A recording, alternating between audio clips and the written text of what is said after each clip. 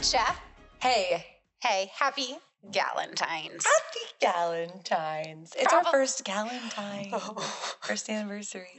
It's our not even anniversary. It's just our first Galentine's. So of course we're matching. We'll link these sets. Yes. This is the second set of these. It's a little different. This is a hood. Yes, this is a hood, but it's the same stuff, and it's really, really, it's really good. We're into it. I love it. Love it.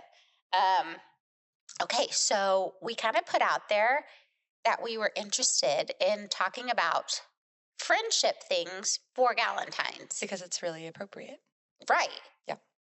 Then we were blown away by the fact that we got so many questions in our question box. And it made us so happy because this is actually kind of what I feel like the whole point of this podcast is for us to create like a friendship space.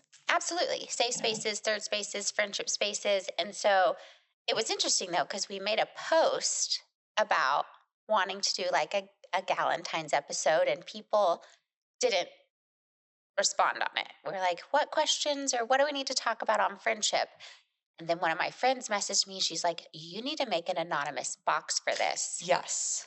Because I don't want to write these questions out on there and people know who I am. Yep. I'm like, oh, good point. So we made a box and then it was flooded. Huge. Which actually, I love creating safe space. Yes. Let's create some safe space for friendship. I love it. Questions coming in. Should we just get right into it? I think we should. I really do, because I think that there's a lot to touch on this. And I am also going to like preface this by saying I feel like this episode needs to be somewhat sponsored by Mel Robbins and the chapter in that book. Because I will talk about this book probably for another month or two. I get really obsessed with things and can't let them go. And I just read the chapter about friendship. So I feel like this is like very timely. It's so good. Yeah. Okay. So our first one, best non-weird ways to initiate friendship with someone you know casually. I like this question. I do too. Because that can be so awkward. Like that, it all comes from a fear. If you know them casually and you try to take it too far and they don't want to, but then you have to see them casually again and again, you're like, ugh. Okay, so I think the question then really is not, I mean, yes, we can talk about the logistics of how you approach somebody in a casual setting, but you really kind of want it to be more. I said this earlier to you, I think that friendships, especially in your 30s, is a little bit like dating, where there's kind of like a little bit of a, I don't want to call it a game, it's not that, but there's a strategy and there's a tact to it. And I think that a lot of people have different experiences that they're going through, and it depends if your life is aligning with this other person. So I think the first thing I want to comment on, that I'm going to toss it back to you, is say I think that it should be don't allow their response to, don't take it personally, because I don't think a lot of where we're at in our lives right now we can't take it personally when somebody doesn't have time for us, because they have family, they have work, they have a million things going on that's on their plate, that maybe friendship just overwhelms them. So whatever their response may be, whether it's positive or negative, maybe try and prepare yourself to know it's not you. It's not you. You're not the problem. Everybody's just in a different season of life. That's so good. So maybe the mindset helps. Changing your mindset. Yeah. And knowing you might get rejected, but it's probably them, not you. And maybe they don't like you. Then they don't need to be your friend anyway. Well, and that, like, we got to jive with who we jive with. Yeah. You can't make people be your friend. You can't. I mean, I do, but that's because I'm psychotic. You do. But the love is always mutual.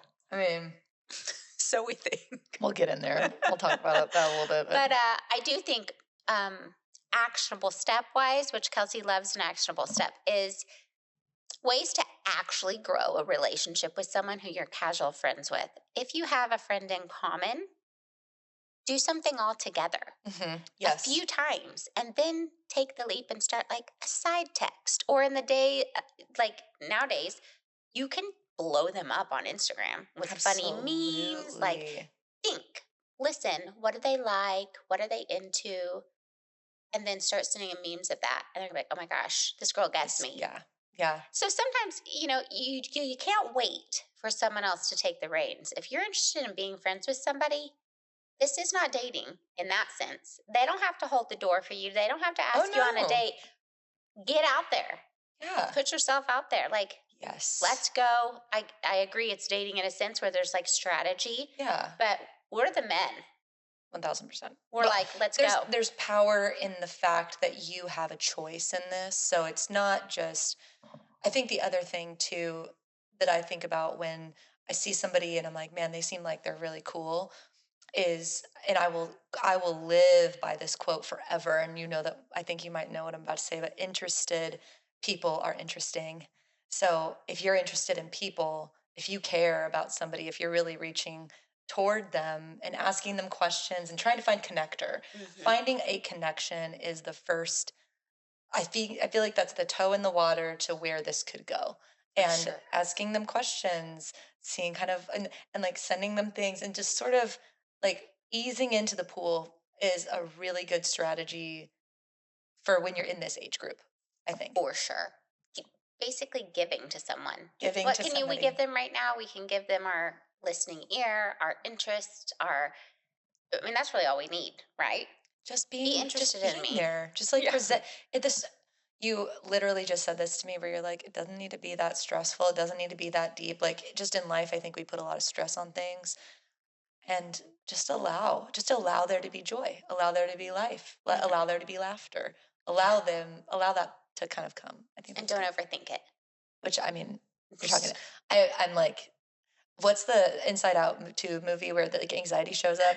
I am that in a nut, squirrel with the nut, the anxious like amoeba that like is in that film. Actually, yeah, I am that. But so lovable and so insightful. Thanks. And so self-aware. And you're literally the princess that's just like, it's okay, strange creature. I'll take you. It's fine. And my husband's that one that sleeps all the time. Hunter is the newspaper, the writer of the news. You guys, this aside, Maddie and I came up with a movie. I know, but I'm sorry. People are going to love this. We came up with an idea for a movie. We really did. Can we talk about it really in the Target parking lot? Okay, so this is the thing with friendships. When you find a person that speaks your same language, there is just truly nothing better.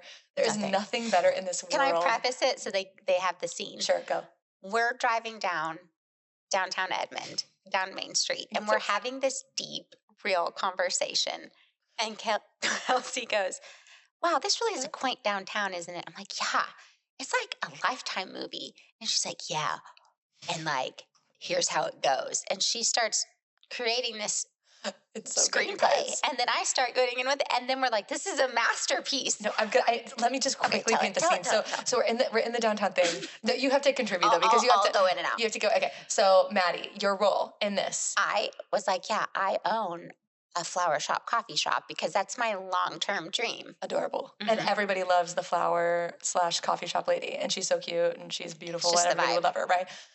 I'm the mayor / I run the morgue. No, hold on. She goes, and I'm and I think she's going to say mayor. And she goes, the morgue person. And I was like, no, I thought you were going to say mayor. Yeah, I'm both. I'm both. It's a real sketch situation, but the mayor. Small town. There's not a lot of people that can run the morgue and run the town. So we're just going to have to combine it all. So I am the mayor, runs the morgue. And then Ange, her husband, he is we were initially going to make him a different role, but he's now going to be the coroner. He was going to be dead. He's going to be dead, but now he's the coroner. He's the coroner because he is in healthcare. And so we're like, oh. Yeah. Andre. Yes, Andre the Giant. The Giant is going to be the coroner. And basically tell the world how these people died. Yes, and so my husband Hunter is the newspaper. He runs the newspaper. He's a newspaper publisher, editor. He's like the head of it. He is investigating all of these missing persons.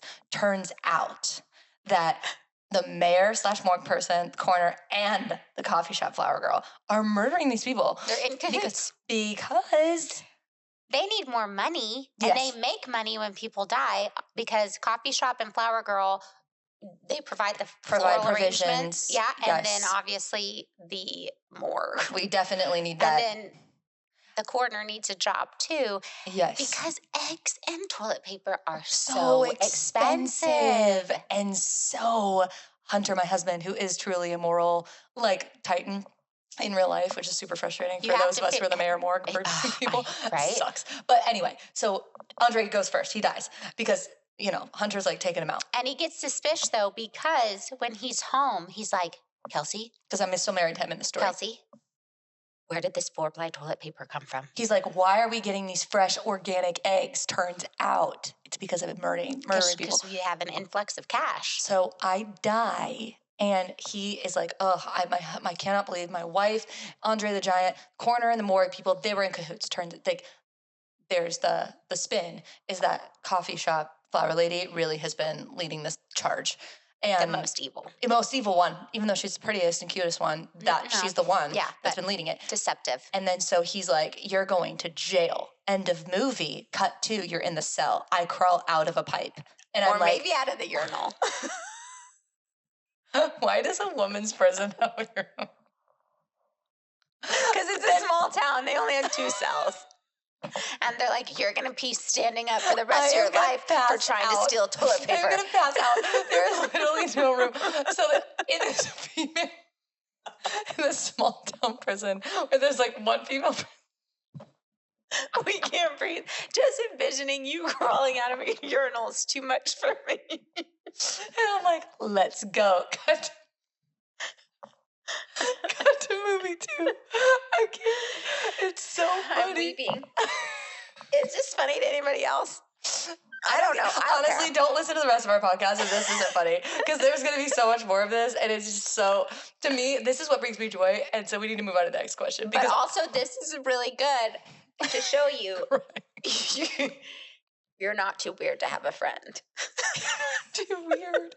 Because you'll find your person, and then you'll click, and you'll be like, you were thinking the same thing as me? I wasn't thinking morgue, but then I went with it. And you were there with me. You were just in it with me. And then the movie became magical because you really started piecing it together. I'm sorry, but like, that's incredible. Next question. That was our real life story of our Target trip today. I'm so glad that was told. That makes me so happy. She filmed the whole thing. I did because we were filming because I wanted to kind of catch moments of us talking about real stuff. Yeah. But I also am trying to train myself. The spiral. I'm trying to train myself to talk about real things with a camera because sometimes I forget. I forget how to be myself if I feel like I'm being watched. So I'm trying to train myself. That's so good. Yeah, I mean, it is what it is. Social media is hard for me. I'm not as good at it as you are, and I'm trying to make sure that I'm still Kelsey in the process of all of the buildings. So okay. Next question. Making mom friends. The how, the who, the where. So this is tricky, right? Like when your kids are little, either they go to daycare or or they're home with you or a Mother's Day out.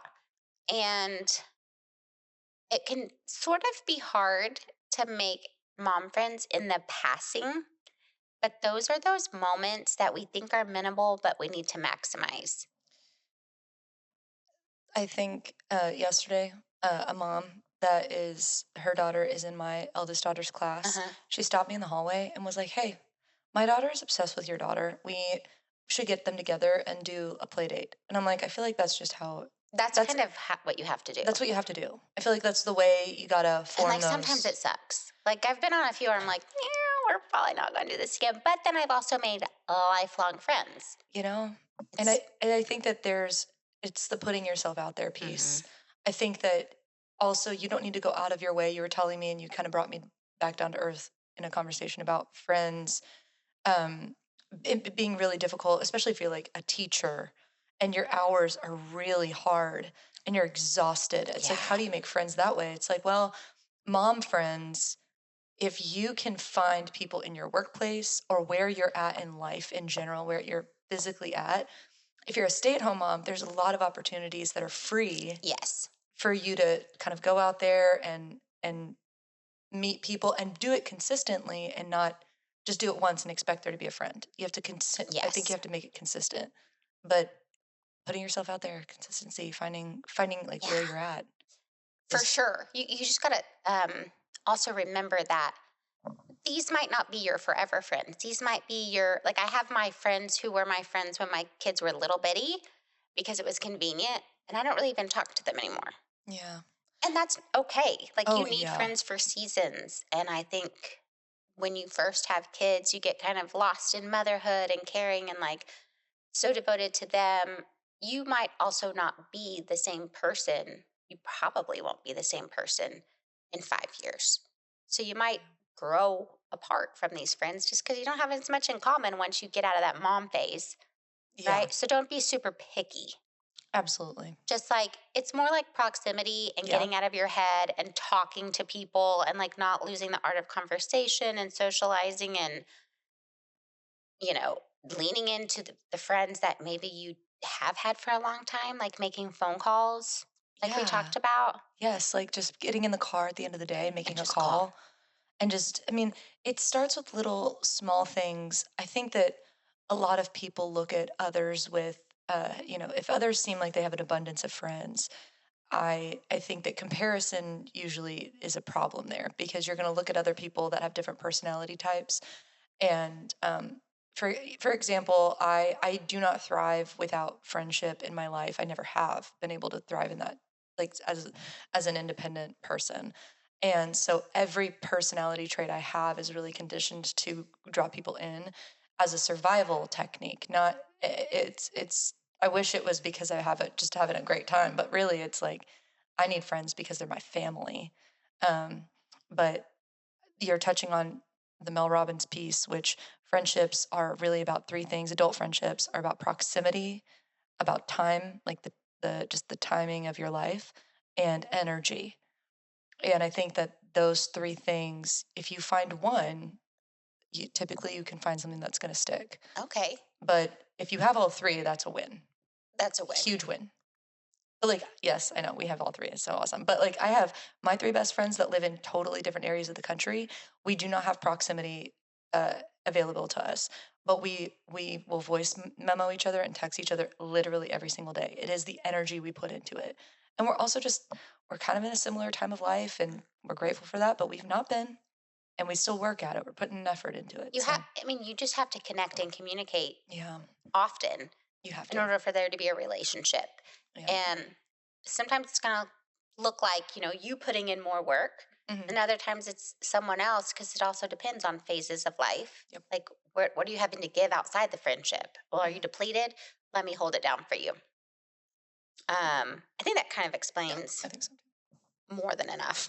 I do. Yeah. I need to um, make it short. I need to be more concise. I'm gonna like talk okay, everybody's ear this is a off. good one. When your friends hurt your feelings over and over and over again. Mm, I have been there, and this is actually a very hard thing for me. I don't do well with conflict in the moment. A lot of times, I don't even recognize when someone's being rude to me because my instant way my brain goes is, "What am I doing wrong? mhm. What did I say? What did I do?" I never think that like the other person's wrong until then I get home and I think about it and I talk to every single person in my close community about it, and they're like, "I don't think that's you." And then I get really irritated or usually sad. And then I don't want to deal with it anymore. Yeah. I think that the advice that both of us would give is not actually what we practice. For sure. Like I think that I have deep conversations with myself with Hunter about friendships that have been painful in the past. And I will have such deep conversations with him that they will feel like I already had them with that person, and then I will just evaporate. Yeah, like I'm over it.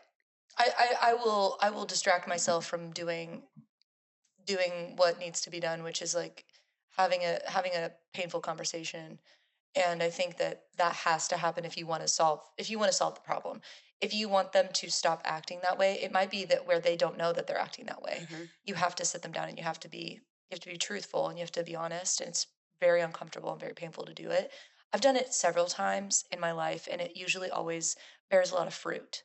Like when I do sit down with that person, I'm rarely find myself in a situation where I'm like meeting a brick wall. Right. But a lot of the time, if my feelings have been hurt over and over and over again, and I'm like, oh, this is something that you wouldn't be able to change it even if you wanted to. And then I'm like, okay, then I have to decide for myself if I can carry the burden or not. And with two kids, there's no way I can carry anything. I can carry my own burdens. Hmm. I need four different doctors to carry my burdens for me. So, I mean, that's like That's, Right. you know, So I think basically, if someone's hurting your feelings over and over again, and you've actually spoken to yeah, them you've about it actually in a spoken healthy them. way, Hmm. taken accountability on your end, and you feel like it's still happening, and you find that the friendship is bringing you more grief than joy, and you have exhausted it. It's not serving you anymore. Yep. You don't have to have ill will, but it's maybe time for that friendship to be over. And that's, again, like reading these books about the transformation of seasons in your life. I am amazed at what I'm learning, which feels like common sense, but I just didn't know that friendships really don't, a lot of them are not meant to last forever. And I Yeah. take that very personally because I'm like, what do you mean? Like my best friend Kate, shout out to her. She's been in it with me since it was first day of college. And we've had so many seasons of life together where we've just been in it together. And I'm like, well, why can't every friendship be like that? But I think it was like a mutual commitment and we just kind of stuck in it through the thick and the thin. Yeah. Not every friendship is going to have that, No, I don't it's not think. supposed to. They come for a reason and for a season. Yes, for a reason and for a season. Okay, Okay, I love that. next step. Seasonal friendship versus lifelong. I think we just hit on that. Yeah, we did. I mean, That's, that's just normal. That's just life. oh, this is a good one. Literally, how? I feel so left out of all the fun of the few friendships I do have. I know that feeling. There's really no, it is one of the worst feelings as a girl, probably as a human, to see other people having fun without you and wondering, like, why was I not invited? You know, I always, again, I feel like I'm learning a lot right now. Do you ever feel that in those seasons where you were left out, did you ask the question, like, what did you ask questions about that when you were in that season? I Where you're curious about it? actually, okay. I went through a really, like, I feel like everyone has their really dark 5 to 10 years where like a bunch of hard stuff happens Hmm. and you grow. I feel like I went through that sooner than most of my friends did. And so it was like the world doesn't teach you how to be a friend. Two friends through that if you haven't been through it. So a lot of my friends didn't know how to be there for me. And I think that they thought I didn't want anything to do with them either because it was too hard for me to pour into friendships and Hmm. reach out. And really, I needed them to carry the weight. Yeah. It just is, it is what it is. Now that I'm older and I've been through it, I know and I see. And I would see things happening without me a lot. And I would get sad and I'd be like, I don't understand why I'm not getting the invite. Like, and then I eventually got left out of something and I just asked. It's like, why didn't you call me? And I mean, it turns out they're like, honestly, we just didn't even think about it. Like, we didn't know that you'd want to. I mean, it was just a very much so, people very rarely do things on purpose to be mean. But it also taught me as a friend, no matter what, invite everybody. Yeah. Because just because they keep saying no doesn't mean that they don't want to be invited. People's feelings matter. I think nobody puts things together with the intent, oh, don't want her there. And if they are like No. that, And then yeah. get gone. But it really is like sometimes you just got to put in a little more work. Like if I would have sooner been like, hey, I'm struggling right now, it means a lot when you include me, they would have included me. I just didn't have, like, I didn't say that. I didn't communicate. I want to be included. Yeah. Okay. I I have like I have a take that is probably not going to be super popular. I want to hear Do it. you? Okay. Yes. I'm gonna probably preface this with an apology if this hurts anyone's feelings, because the truth is I don't want it to. I just think that we are now in a season of life where we have to address the facts, Hmm. and a lot of the time, I wonder. And you and we've had this conversation before of if I am being left out or I feel that I am not being drawn in the same way that I was, at what point do you have to look at yourself? Like at what point do you have to look at yourself in the mirror and say, how did that how did I contribute to this? I think a huge piece of the puzzle is when people are like, well, they're the bad guys. Well, but what are the facts that led up to that change? And what ownership can you take so that you have control Yeah. of the situation? Because I think that losing friendships is always a sad situation, but So when hard. we lose it because we're in a really tough season, or circumstances change, but then we come back to ourselves and we want to re sort of reignite the flame of those friends, I think then it's like you just got to pour in, knowing that it might be a little bit like pulling teeth for a second, because you know and I want to say this, I know that that's not fair, because you're probably listening to this like, I'm working 80-hour work weeks. Like, I shouldn't, why am I the one that has to do all the work? Because I'm saying this coming from literally personal experience. So I just need you to know, I'm not, this is not a judgment, this is literally a self-reflection in the moment of something that I myself have been through, where I'm like, I don't understand why I'm not that, like, why I'm not being included the same way as everyone else, or why I'm not being seen as the same as everyone else, or there's just like not this closeness, or people aren't reaching out to me privately or whatever. And it's like, well, if I look at the hours I worked this past year, that would make a lot of sense as to why they didn't call. Right. That would make a lot of sense as to, I didn't call them.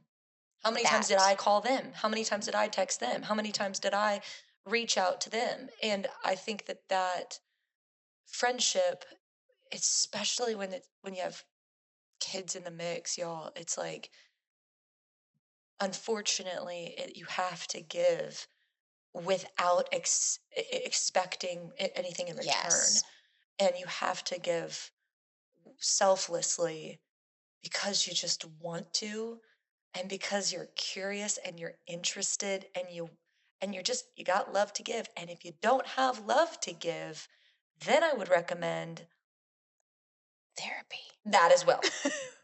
We I would love recommend therapy. therapy, and not to get preachy, but that is where God is going to have to fill your cup. Hmm. Like, God is going to have to speak into those spaces in your heart where you're feeling a little bit lonely and isolated. God is going to, he's going to come in and fill up those gaps, so that when you have a little bit more in your cup, okay, I can give just a little bit today. And now your cup is a little bit more filled up. Okay, I can give a little bit more today. And I think It that's, just made me think of like, it's not fair for you to search for a friend because you need a friend. yeah. Imagine being on the receiving end of someone else who's like, I need a friend too. Wait a minute. And then you're just being You're pulled just from, like, taking from me all the time. yeah, it's like, if you're not in a season to give, Joy. maybe find that replenishment in yourself first. Yeah. And then if you're fully replenished and you've got a lot to give, like, let me just say, that's how our friendship started. You were like telling me, you're like, I mean, I was super honest with You're you at the so beginning, right. where I'm I going was to like, pause this. I don't want it to go off. okay. But I think we were in a part in our friendship where, like, when we first started, where I was like, I don't know if I can give. And you were like, that's okay. I'm gonna meet you where you're at. And it was so freeing. So I'm gonna stop talking because I want to address more That's so things. pretty. Okay. Yeah. Why is it so difficult to make friends as an adult, mid 30s, and no new real friends since college? Isn't that the truth? Mhm. First of all, I will say if you have a partner, it is hard to make friends, couple friends that everyone can jive with. Oh, it's so hard. That is hard.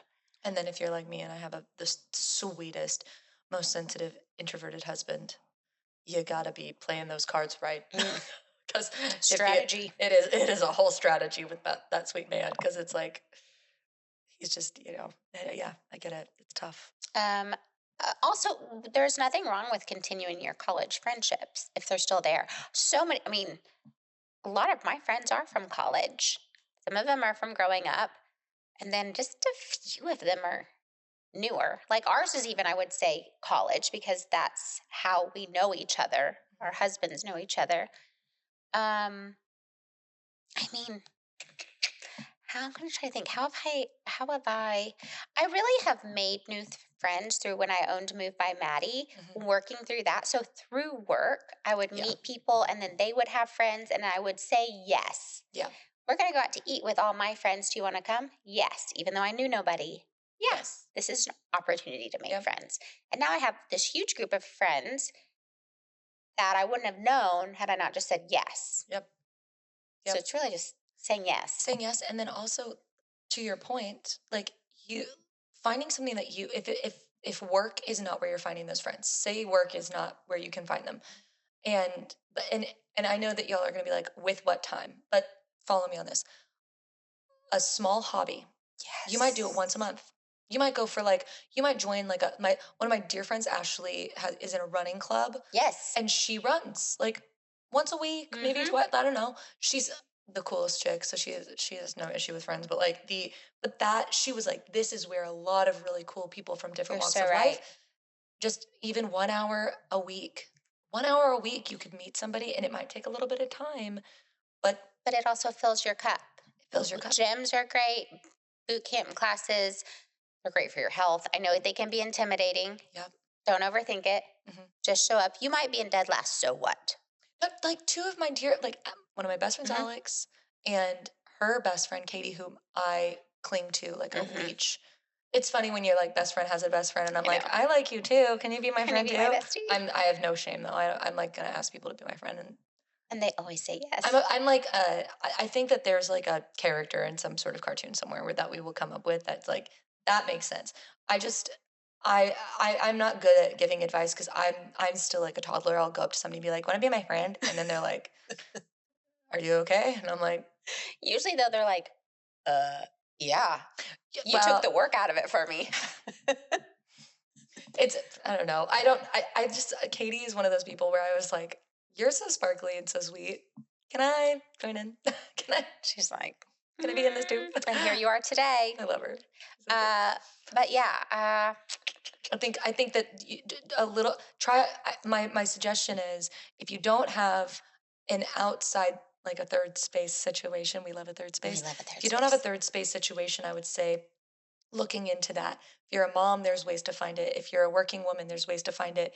If you are in college, certainly there's ways to find it. So Where many it's ways. like just putting yourself out there over and over and over again will yield results. It just might take a minute. And it's actionable steps here, actual things you can do, places you can go. There are an abundance, and friendships do not have to look the way that you've construed them in your mind. Yep. Say, I took on a Meals on Wheels route. Yep.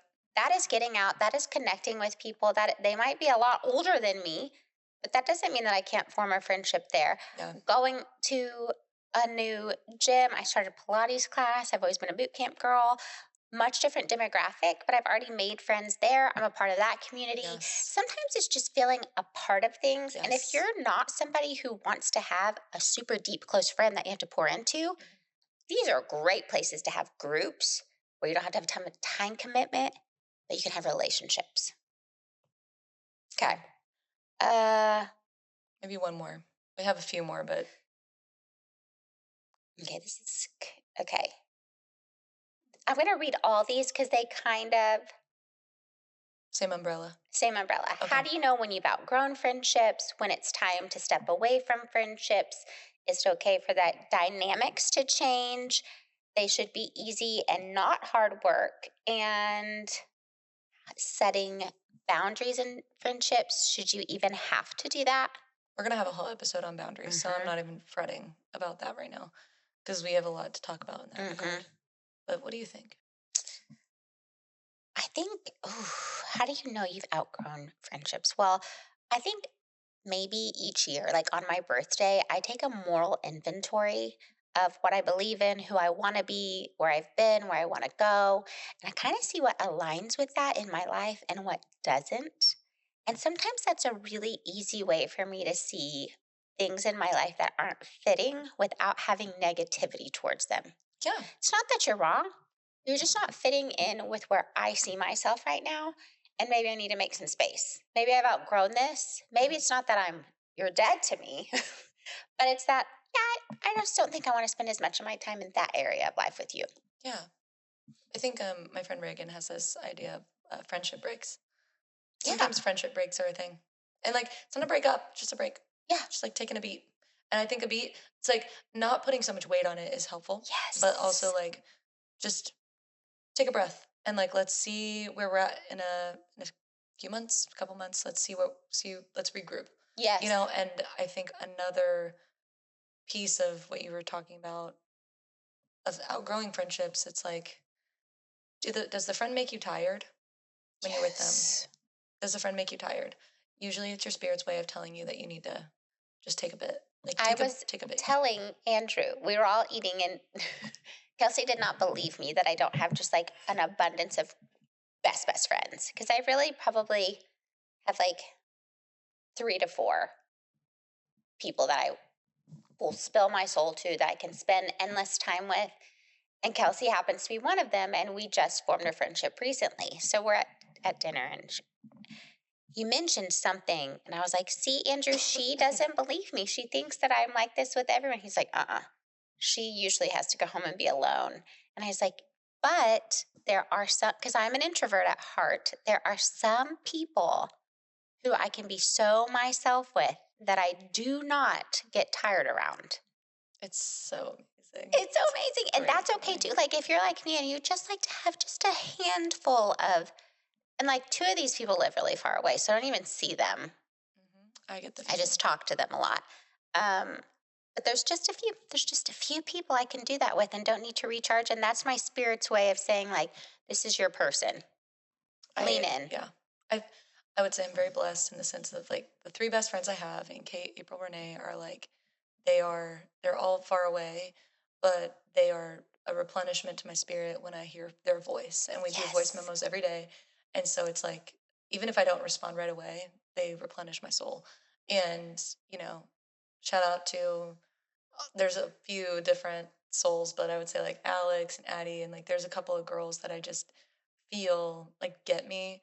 But then it just is a different, when something spiritually aligns, it feels like God's gift. It's like you gave birth to 6 kids collectively. Here's your gift. Here's your There's your present. push present. There's your push present. There's your push There's a present. new bestie. I'm like, cool. So Worth it. how do we worth it? Was it? Yes, it was. It was so good. But yeah, I think all in all, friendships are not simple. Maybe they're not. Friendships, I think, can be complicated and challenging, but they are definitely not impossible to gain in this season of life. No, I think the thought of the work that goes into it actually is harder than the actual work that goes into it, like most things, because it ends up being such rewarding work that it does not feel like work. But you do have to put yourself out there, self reflection, self awareness, going after what you want, not waiting for it to come to you.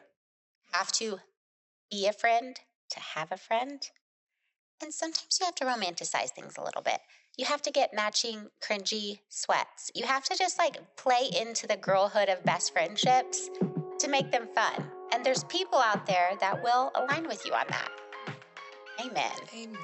Love you, bestie. Love you, bestie. Happy Galentine's.